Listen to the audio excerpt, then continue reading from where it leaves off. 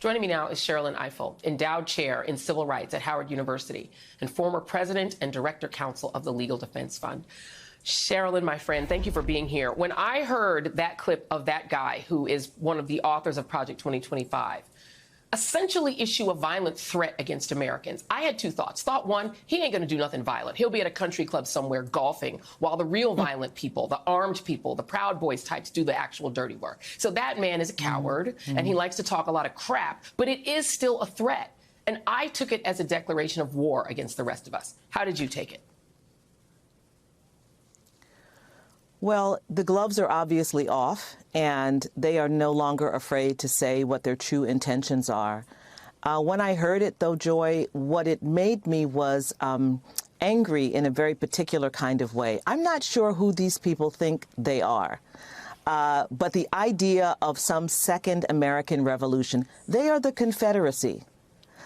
They don't get the title of American Revolution. They are the Confederacy bent on destroying this country. And if they think that what we have gone through, certainly as black people in this country, as women, as gay people, as the disabled, as people who are poor trying to find their way up to make their children's lives better than theirs, if they think that we are about to throw that all off and knuckle under to the likes of Stephen Miller and this man and Donald Trump, they have got to be kidding. I am also from Queens, and I can tell you the Donald Trumps of the world, we understood exactly who they were when I was growing up in Queens. And no matter how much money he had, he was not fit, not worthy of the kind of love and attention that these people have lavished on him. We will not go back. And so I think what's important, Joy, is for people to we have to stand in our power. And the idea that this person feels empowered to threaten us publicly in this way and that we don't respond. You know, today, most of the media, thank you for your show, Joy, is focused on President Biden and his age and, you know, whether they have been deceived about his health and so on and so forth. Not the fact that someone who is fully locked in with the Republican conservative right-wing movement is threatening us, not with whether or not the United States Supreme Court has decided that the rule of law no longer exists because the president exists outside of it. He is no longer covered by the rule of law as we all are. So these are powerful threats to our democracy that we should be talking about. And the way we show them that we are unafraid is that we step right to them and we make it clear that it's not going to happen. And that's going to take some strategy and some work, and we have to start talking about that. Yeah, I mean, on the night of the debate, I got all the texts. I reported them dutifully on the special on MSNBC, what people were saying to me. People are still saying a lot of the same things. Those conversations are happening in the back. But let me tell you what keeps me up at night. Not Joe Biden being old and walking real slow and shuffling and being doddering. You know what keeps me up at night? The Heritage Foundation's Project 2025 saying they're going to expand presidential power to confirm John Roberts' edict that the president is a king. The idea that they're going to just deconstruct the administrative state, meaning putting 50,000 civil servants on the street unemployed. They're going to reverse the FDA approval of abortion medication, condemning women in blue states to also an abortion ban. They're going to reverse the interpretation of the Emergency Medical Treatment and Active Labor Act, meaning women will die in the emergency room if they need abortion care. They'll block gender-affirming health care so parents don't decide what to do with their own children. They decide. They'll eliminate the EPA enforcement office, meaning we will choke on smog because the Koch brothers want. They'll dismantle the National Oceanic and Atmospheric Administration, meaning we won't know when a hurricane is coming. Beryl is literally going to where my godmother is in Jamaica. They will eliminate the Department of Education. I could go on, Sherrilyn. What keeps me up at night and the reason that I can't dedicate the limited time we have on this show to doing the debate about should Biden be replaced or should Vice President Harris take over, that's not what keeps me up at night. Biden being old is just a fact. This keeps me up at night, Sherrilyn. And I wonder, how do we get Democrats to stop circular firing squad and focus on this? Well, I think part of what is disturbing me is the Democrats who are engaged in this misguided conversation right now are those perhaps whose lives will not be fundamentally changed by us becoming not a democracy anymore, except they won't be able to say the kinds of things that they now can say when they sit in the briefing room of the White House. They will be in a very different situation in relationship to the president and the federal government. But there are people who will truly suffer. Our country will truly suffer if just even a part of that list you just described is able to be brought to fruition. It will mean the end of democracy in this very young country. And that will mean pain for millions of people. So like you, I cannot spend time on President Biden being 81 because I knew he was 81 before he started the debate. I was worried about him, but the next day he seemed fine. We saw him at the D-Day ceremonies. We saw him do the State of the Union. We saw him the day after the debate. We saw all of those things. And if there's information that we need, we'll get that information and cross that bridge when we get to it.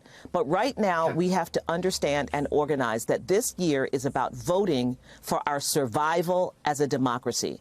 After we get past that, after we have vanquished the danger that stands in front of us, then we can begin to talk about the other things that we need to do to make our democracy stronger, including changing the Supreme Court, including closing loopholes in the Senate like filibuster, and all of these things that actually also stand in the way of true democracy in this country. But we better wake up. We are not in some position where it can't happen to us. It can happen to us. It is happening to us if we look at the Supreme Court's decision the other day. And so we need to get straight and get focused. These people are so emboldened. They have written down their intentions. They have a playbook. They have a day one plan. They go agency by agency in this report to try and dismantle the very things that protect us. What do people think the federal government does? It protects us.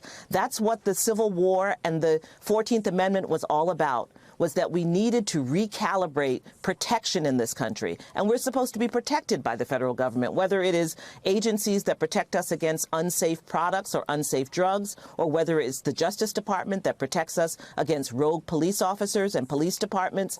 That's what they want to dismantle, so that they can have their way with us and leave us to the will of the states. And we've got to be prepared to recognize what that is, focus, and fight back against it. Yeah, absolutely. That's why, Rashad Robinson, like you, he calls them neo-Confederates, because clearly that's what they are. We've seen with this Supreme Court, given who they are, you've seen in Louisiana them erect the 10 Commandments in every school. You've seen in Oklahoma, the 50th worst state in the union in terms of their education quality. They are last place.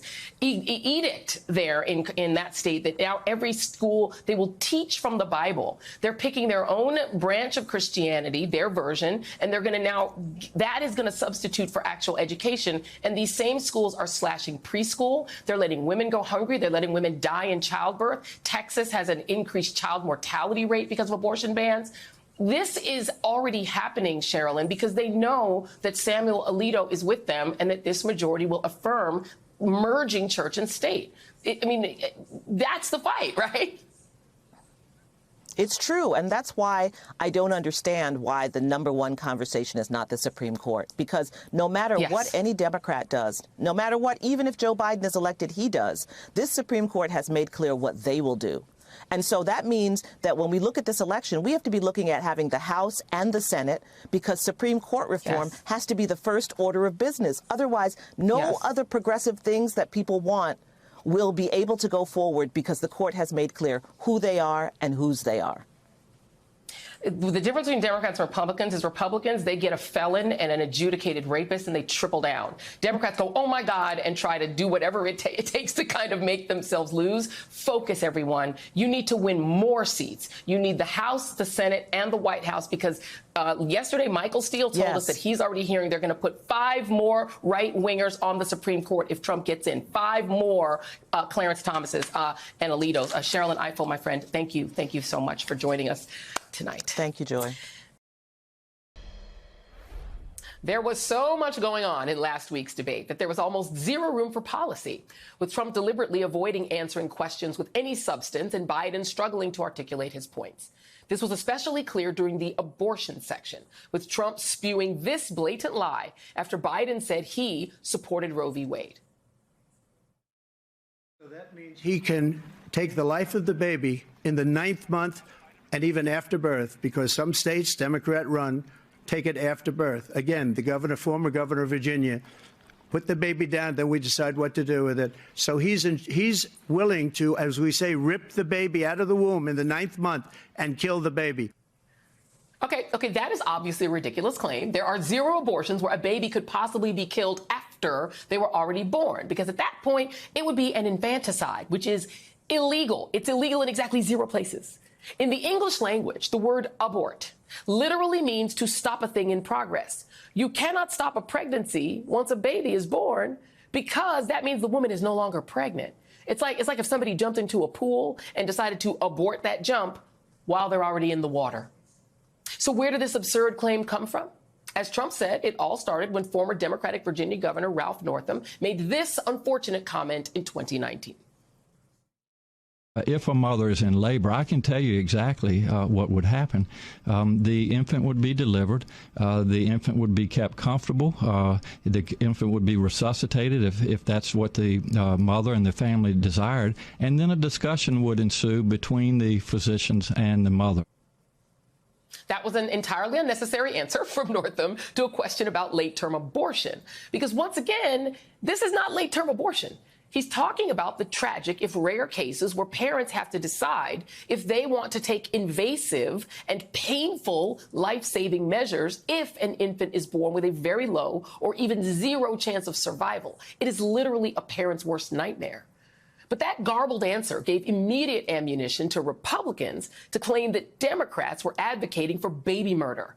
And now, years later, with Roe v. Wade overturned and women's lives under threat, Trump and Republicans are still doing it.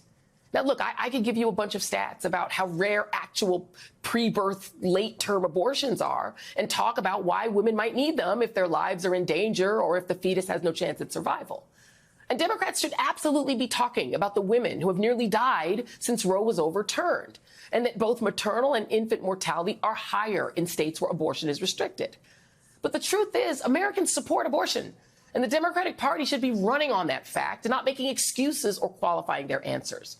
A poll from Axios Ipsos earlier this year found that 80% of Americans, including 2/3 of Republicans, say abortion should not be regulated by the government.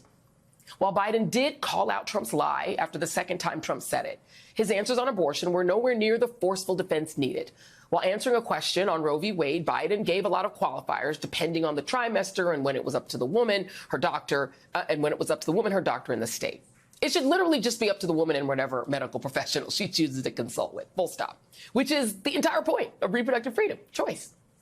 Trump also claimed that overturning Roe v. Wade meant the states got to vote on abortion. Nope. Actually, there has not been a single vote by the American people to ban abortion. The bans have come from right-wing Republican state legislatures and courts. When Americans have voted, it's been overwhelmingly to protect the right to abortion or to reject anti-abortion members, even in red states. And the Republican Party has done everything it can to prevent these votes from taking place because they fear the power and the choices of the American people. Trump also claimed that the Supreme Court had approved the abortion pill and that he wouldn't block it. Nope. Actually, the Supreme Court said the mifepristone challenge lacked legal standing, leaving the field wide open for more lawsuits. And Trump wouldn't have to block the abortion pill as president. As we've said before on this show, Project 2025 directly references the existing Comstock Act, which could be used to ban the mailing of abortion medication, which currently is the only way Americans in a large swath of the country can receive the abortion care they need. There is a lot of uncertainty in the political landscape right now, but this issue should clearly be a slam dunk for Democrats, especially when Trump could use his newfound immunity to turn America into the Handmaid's Tale, throwing women and girls into prison for having an abortion, even a 13-year-old rape survivor. This is their dystopian vision. And it is built on lies about abortion care broadcast by one of the top leaders of the Republican National Convention's Platform Committee, meaning what he thinks will shape the party's official stance on key issues. And that is next. Hey there, MSNBC fans. I'm Luke Russert, and be sure to join me, Rachel Maddow, Jen Psaki, Lawrence O'Donnell, Steve Kornacki, Joy Reid, and many more September 7th in Brooklyn MSNBC Live Democracy 2024. Click on the link for ticket information. We will see you there.